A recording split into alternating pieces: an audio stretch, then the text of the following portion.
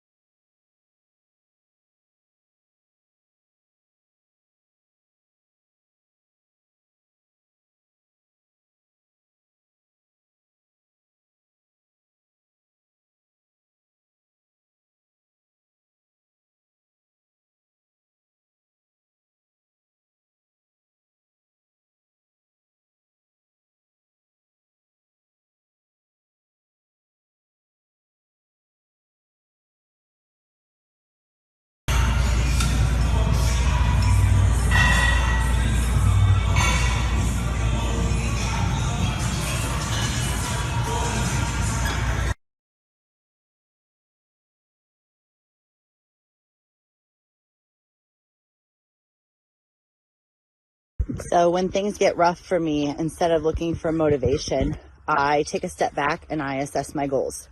And I ask myself why I want them. Why did I start pursuing this? What is my ultimate goal here? Why do I need to accomplish this? And that's going to be different for everyone. For me, I give myself those answers, and that's enough to put me back on track, and it stimulates me to do what I need to get done.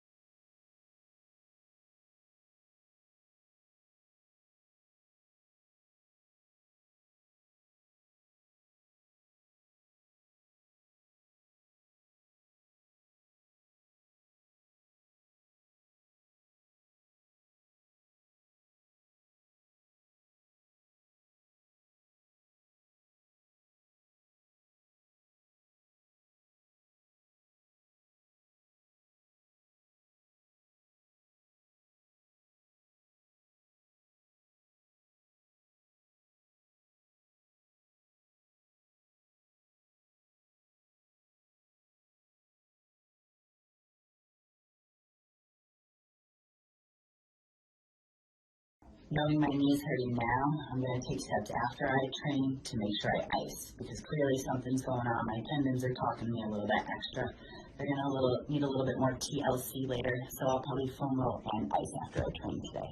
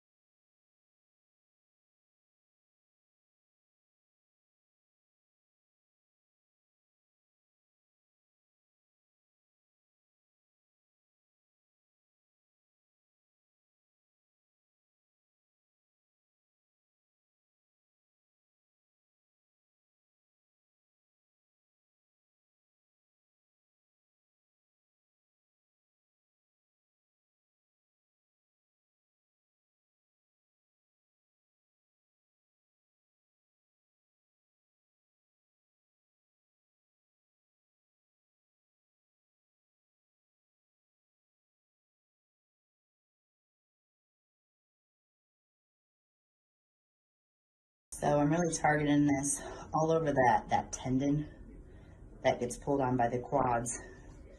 Getting the sweep of that quad out here and the inside of it, and I'm also going to get behind the knee a little bit.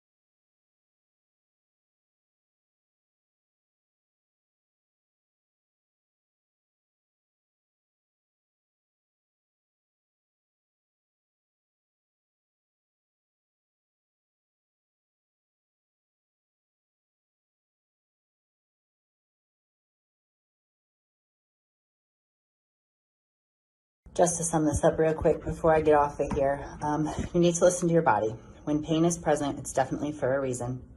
It's not a reason to avoid training, but it is a reason to take time to rehab something. If you avoid it, you're going to end up getting an injury that's going to throw you further back. It's going to hinder your gains because you're not going to make growth. You're not going to be training efficiently. So take that time to rehab it, listen to your body. And if you listen to your body as soon as you feel something's off, oftentimes you can jump right back into training.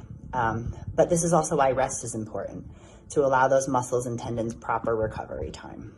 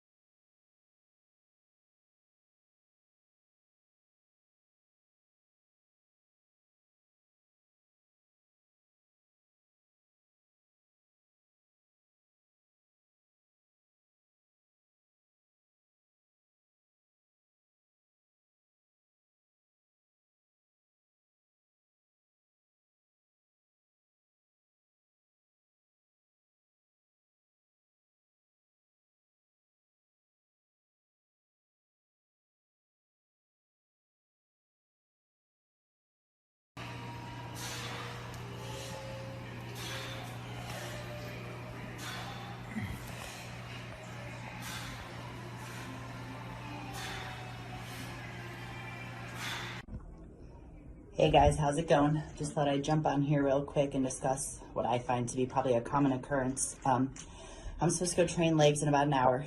My knees are killing me. So the way I look at it, I have three choices. I can either not train, it's not gonna happen.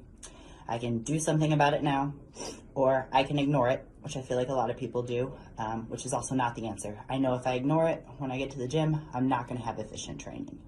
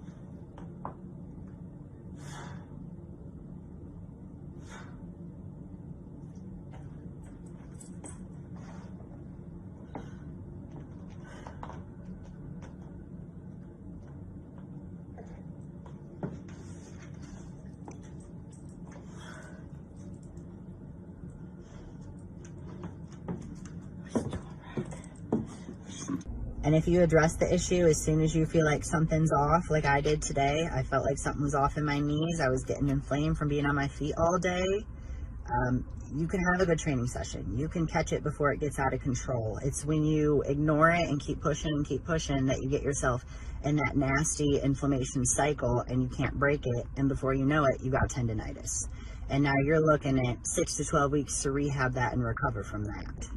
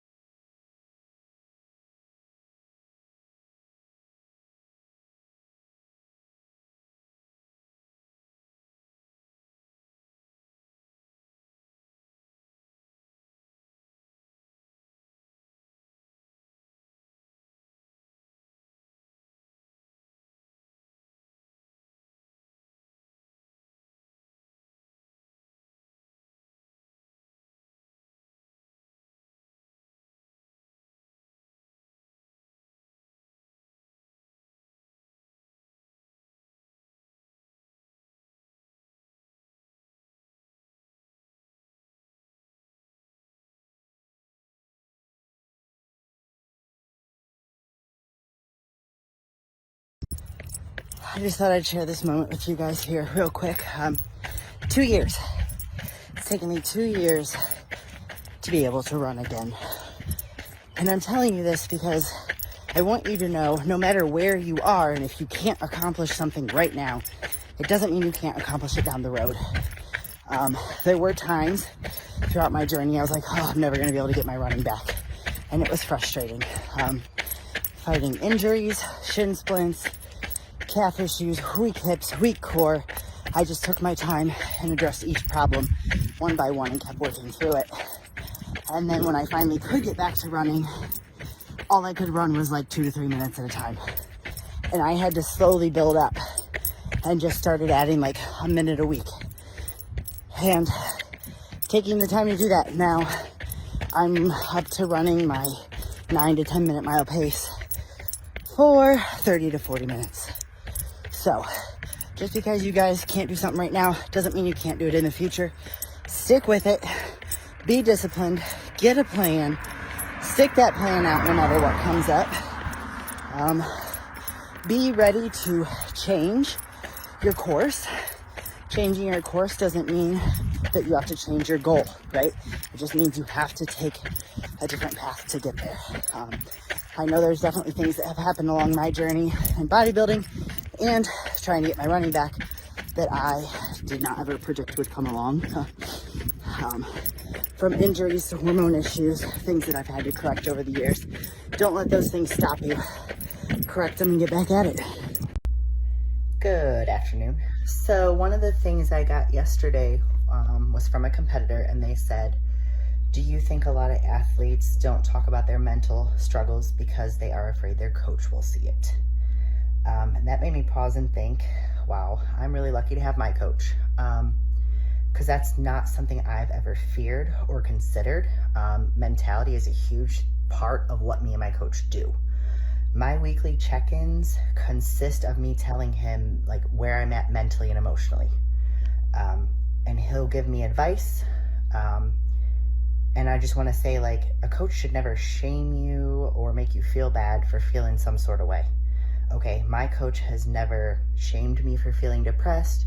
He's never made me feel bad when my anxiety is high. He's only ever given me advice to help pull me up. Because when you're down, you don't need someone pulling you down further. Sitting on my back porch, just having my chill time. Kind of feeling overwhelmed today. Just have a lot on my plate, and I want to make sure my body's rested for going back to work tomorrow. Since I'm feeling a bit more drained, a bit more mentally overwhelmed, I decided to start offloading things, right? Taking things off my plate. I was supposed to go coach track this afternoon, but I had to just say, hey, I'm not feeling up for it. Sorry, not going to make it. You guys can't be afraid to take things off your plate for your own mental health, right? A lot of times people are afraid to let other people down. I mean, does it suck? Am I letting the kids down today? Am I letting other coaches down today? Yeah, but I have to put myself first.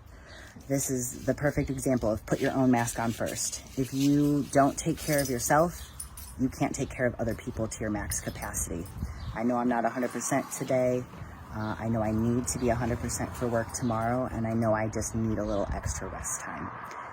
So I hope you guys take this to heart, realize where you can offload, and it's okay to change your mind, change your plans.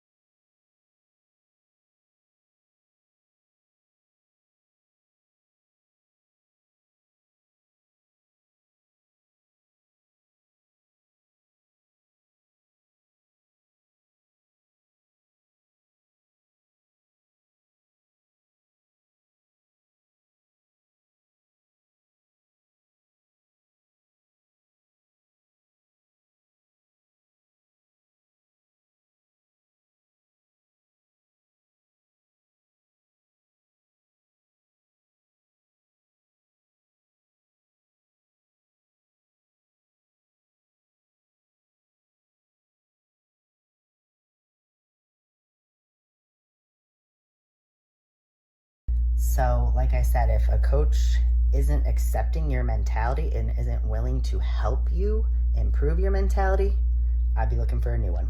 It's just as plain and simple as that. But on that note, I would like to hear from you guys. Is this something you worry about with your coach? Have you had experience with this? Have you had a coach pull you down? Have you had a coach pull you up? Like I said, my coach has been phenomenal, and I know he works with all of his athletes on mentality because we value mentality. And that is something I personally looked for when I was looking for a coach, was someone who cared about my headspace, okay? Because I know I struggle with anxiety and depression, and I didn't need somebody who was going to make that worse by making me feel bad about it. So, yeah, that's my 2 cents on that. Hope it helps you. Choices. We make them every day. We either make the choice to give in to our fear and chance living with regret, or to push through that fear and that doubt and go after what we want.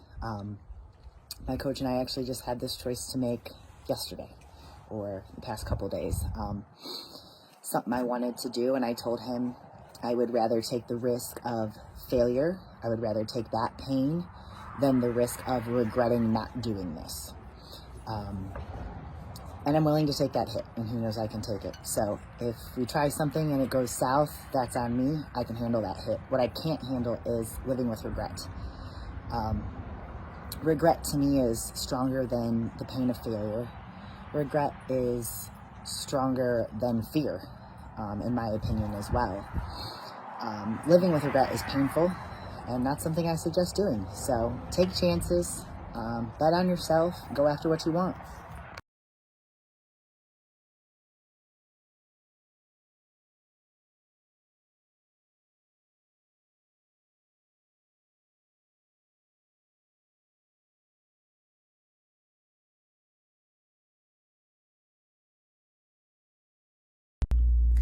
And part of what I do with my athletes revolves around mentality. I want to know what they're thinking, what they're feeling, because anxiety and depression have a big role in your success, right? If you're feeling down, it's going to be hard to go to the gym. Mind and body follow each other. So I like to help them, motivate them, give them a clear headspace, help them work through their anxiety, help them work through their depression. What I do as a coach is way more than just, hey, eat this, because no, and hey, lift that. There's so much more to being a good coach, and mentality is a huge part of it.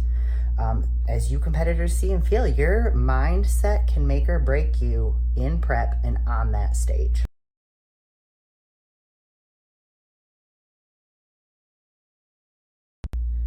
And then back to my coach, he has never shamed me for breaking down.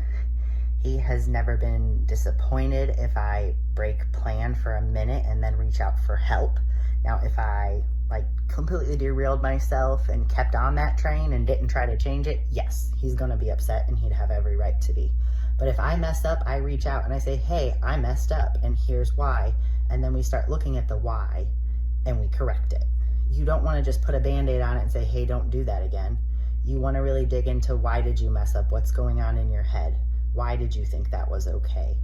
Why are you feeling so sad, or why are you feeling so anxious? You gotta dig into that stuff.